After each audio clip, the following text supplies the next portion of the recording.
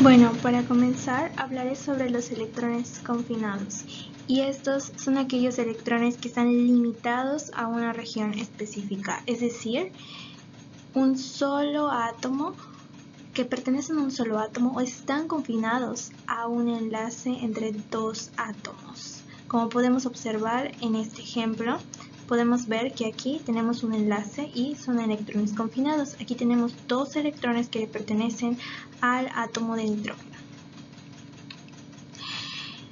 Luego tenemos los electrones deslocalizados, que es un concepto que debemos comprender.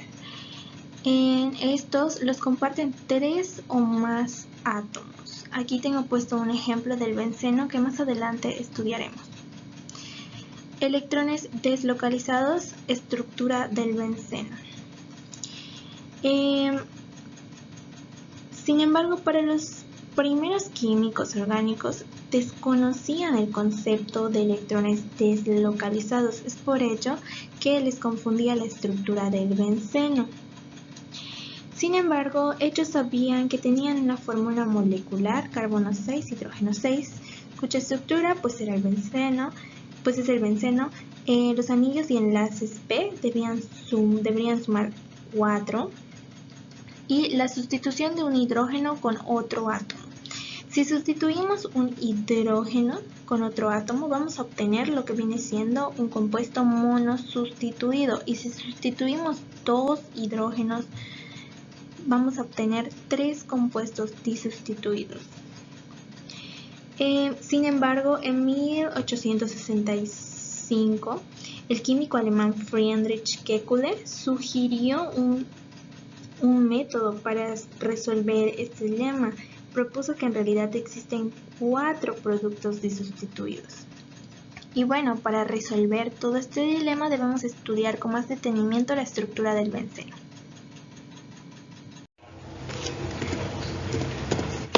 Enlaces del benceno. El tipo de hibridación es sp2, el ángulo de enlace es de 120 grados, el tipo de molécula es plana, ya que, como podemos observar, es idéntica a la de un hexano plano. No tiene enlaces sencillos ni dobles alternos. Esto es debido a que la longitud del enlace carbono-carbono es de 1.39 Angstrom, que viene siendo más corta que un enlace sencillo, pero más larga que un enlace doble. A continuación les explicaré la estructura del benceno. Podemos observar que aquí se están traslapando los orbitales sp2, y el tercer orbital sp2 se traslapa con un orbital s del hidrógeno. Como sabemos, el benceno es una molécula plana, por lo tanto los orbitales p van a quedar paralelos. Y como están tan cerca, se van a traslapar entre sí y se va a formar una especie de dona que va a estar abajo y arriba de la molécula del benceno. Aquí podemos observar el mapa electrostático y nos muestra que los enlaces carbono tienen la misma densidad electrostática. Y aquí podemos ver un ejemplo de, cómo se representa el benceno. Contribuyentes de resonancia y el híbrido de resonancia. El contribuyente de resonancia es una estructura estimada con los electrones confinados. El híbrido de resonancia es una estructura real con los electrones deslocalizados. Aquí podemos observar un ejemplo, y algo muy importante de resaltar es que la flecha indica que puede ser cualquiera de los dos lo que nos va a formar nuestro híbrido de resonancia, no significa equilibrio. Recordemos que las flechas de equilibrio son diferentes. Aquí tenemos otro ejemplo.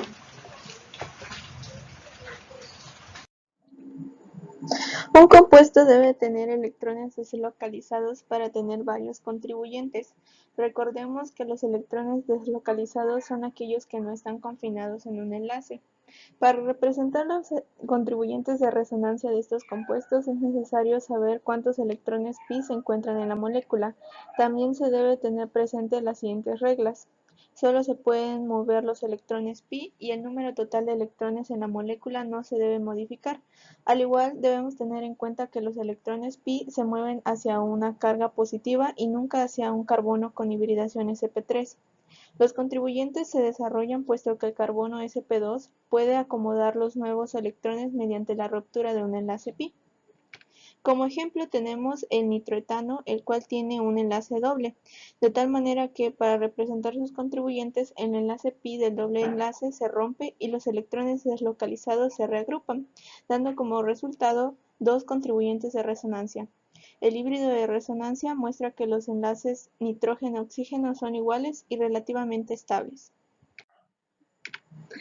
El contribuyente de resonancia favorece en un grado determinado a la estabilidad del híbrido de resonancia, de tal manera que cuanto más grande es la estabilidad pronosticada del contribuyente de resonancia, mayor es su contribución a la estructura del híbrido de resonancia, y esto mismo permite que más asemeje dicho contribuyente a la molécula real. Ejemplo de ello es un ácido carboxílico, el cual consta de dos contribuyentes de resonancia.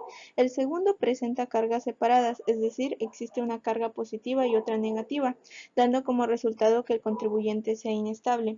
En caso contrario, el primer contribuyente, al tener mayor estabilidad, da una mayor contribución al híbrido de resonancia y este último se parece más a la molécula real. En otras palabras, el híbrido de resonancia se parece más a A que a B. Por otro lado, los electrones deslocalizados estabilizan al compuesto. Por ello, cuanto mayor es el número de contribuyentes de resonancia relativamente estables y cuanto más cerca de ser equivalentes son, mayor es la estabilización por resonancia. De modo que, al tomar en cuenta los ejemplos anteriores, identificamos que el nitroetano tiene dos contribuyentes de resonancia relativamente estables, mientras que el ácido carboxílico tiene solo un contribuyente relativamente estable. Finalmente, al preguntarnos cuál de los dos compuestos es más estable, podemos identificar que la respuesta es el nitroetano. Efecto de los electrones deslocalizados en la estabilidad. Los dienos son hidrocarburos que tienen dos enlaces dobles. Los dienos conjugados tienen enlaces dobles conjugados. Los enlaces dobles conjugados están separados por un enlace sencillo. Los electrones pi de un dieno conjugado están deslocalizados. Los dienos aislados tienen enlaces dobles aislados. Los enlaces dobles aislados están separados por más de un enlace sencillo. Los enlaces pi de los enlaces dobles de un dieno aislado están confinados entre dos carbonos. Por lo tanto, los dienos conjugados son más estables que los aislados. El catión alílico tiene una carga positiva sobre el carbono adyacente a un carbono sp2.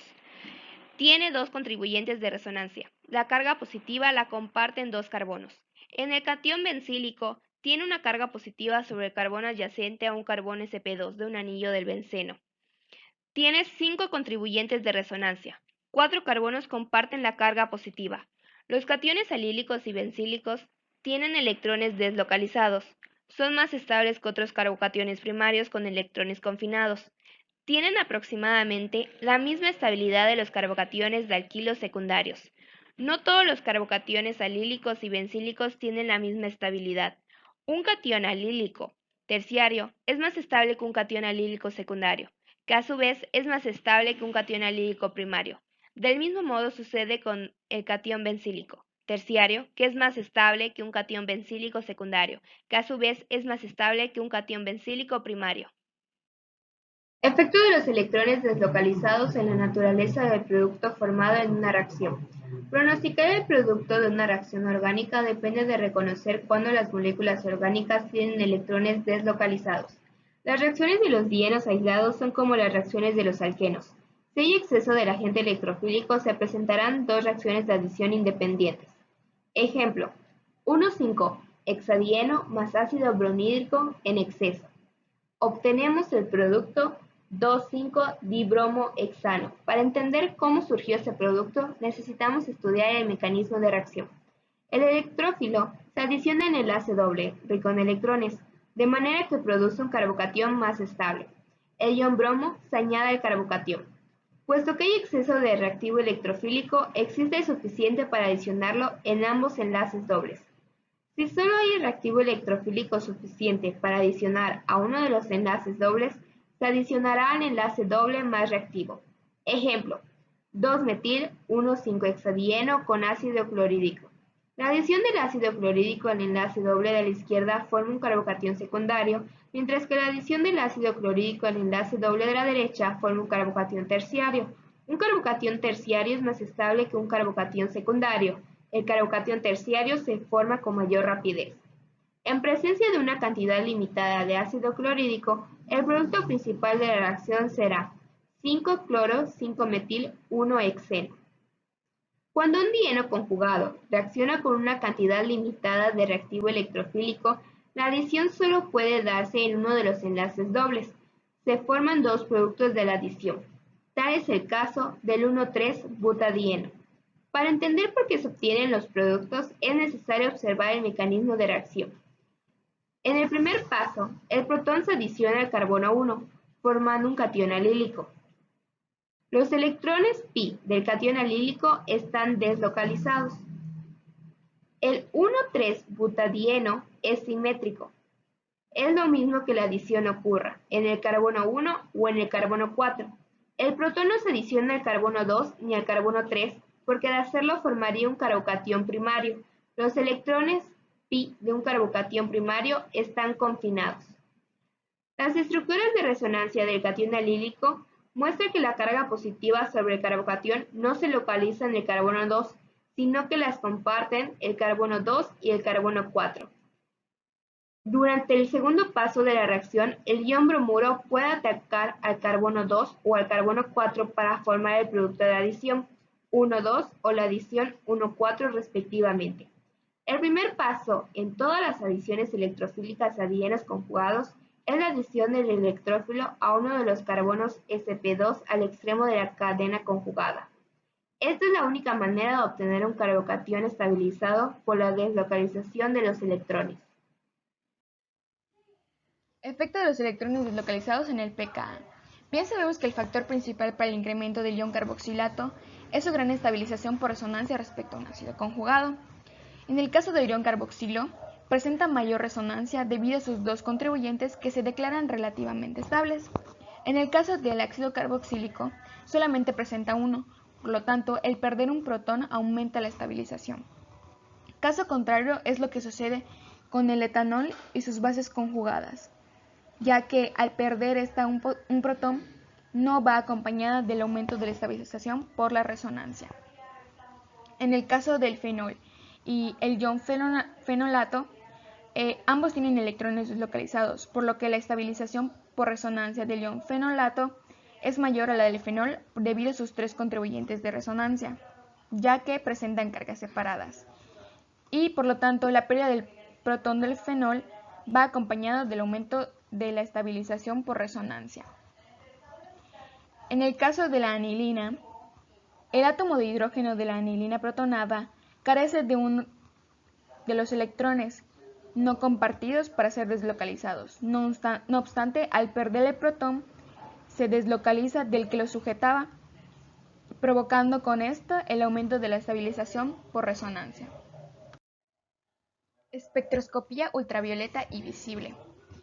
La espectroscopía UV-Vis proporciona información sobre los compuestos de enlaces dobles conjugados. La longitud de onda ultravioleta oscila entre los 180 a 400 nanómetros y la luz visible de 400 a 700 nanómetros.